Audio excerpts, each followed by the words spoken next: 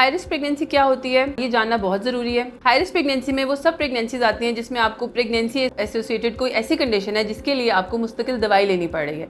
जिसमें सबसे इंपॉर्टेंट, अगर आपको प्रेगनेंसी में हाइपरटेंशन है, आपका ब्लड प्रेशर स्पेशली कंट्रोल में नहीं है अगर, तो आपको ये प्रेगनेंसी हाई रिस्क हो सकती है, क्योंकि तेज़ ब्लड प्रेशर बहुत सारे एडवर्स इफेक्ट्स ला सकता है माँ और बच्चे दोनों के लिए। अगर ब्लड प्रेशर तेज़ है तो आवल फट सकती है, पेशेंट को लंग्स में पानी पड़ सकता है, पेशेंट को वक्त से पहले डिलीवरी करानी पड़ सकती है, बच्चे को नर्सरी में रखना पड़ सकता है, बच्चा बहुत कमज़ोर, जिसको कमज़ोर बच्चा कहते हैं, जिसको IUGR भी इसका एक नाम है, ऐसा बच्चा पैदा हो सकता है। सो प्रेगनेंसी में हाइपरटेंशन एक बहुत हाई रिस्क कंडीशन है। इसके अलावा अगर प्रेगनेंसी में आपको डायबिटीज़ हो गई है तो ये इटसेल्फ एक बहुत हार्मफुल हो सकती है माँ और बच्चे दोनों के लिए। डायबिटीज़ बच्चे पे इस तरह इफेक्ट करती है कि बच्चा एबनॉर्मली ज़्यादा ग्रो कर जाता है, बच्चे के खुदा ना खास्ता पेट में फौत होने के चांसेस बढ़ जाते हैं, बच्चा जो है उसका पानी बहुत ज़्यादा उसके इर्द गिर्द हो सकता है।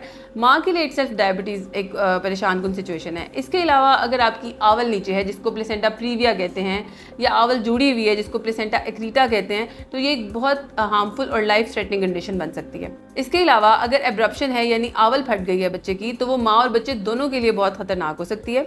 अगर आपको प्रेगनेंसी में शुरू से ब्लीडिंग हो रही है, आपको बार बार दाग लग रहा है या स्पॉटिंग हो रही है, तो आपको चाहिए कि आप क्लोज फॉलोअप में रहें अपने डॉक्टर के साथ। आप उनके साथ अपने रेगुलर अल्ट्रासाउंड्स करवाएं, रेगुलर ब्लड टेस्ट करवाएं। इसके अलावा अगर आपको कोई भी क्रॉनिक कंडीशन है, जैसे कुछ लोगों को किडनीज की डिजीज़ होती है क्रॉनिक, कुछ लोगों को SLE होता है या एजमा होता है, जो कि जिसके लिए बार बार आपको इन्हेलर की या हॉस्पिटल में दाखिल होने की ज़रूरत पड़ रही है, या मिर्गी की कंडीशन है, एपिलेप्सी कहते हैं जिसको, ये सूरत हाल भी आपकी प्रेगनेंसी को कॉम्प्लिकेट कर सकती है। तो अगर आप ऐसी किसी भी कंडीशन का शिकार हैं तो आपको चाहिए कि डे 1 ऑफ प्रेगनेंसी से आप अपने डॉक्टर के साथ कांटेक्ट में रहें, क्लोज फॉलोअप में रहें और जल्दी जल्दी मुआयना कराएं।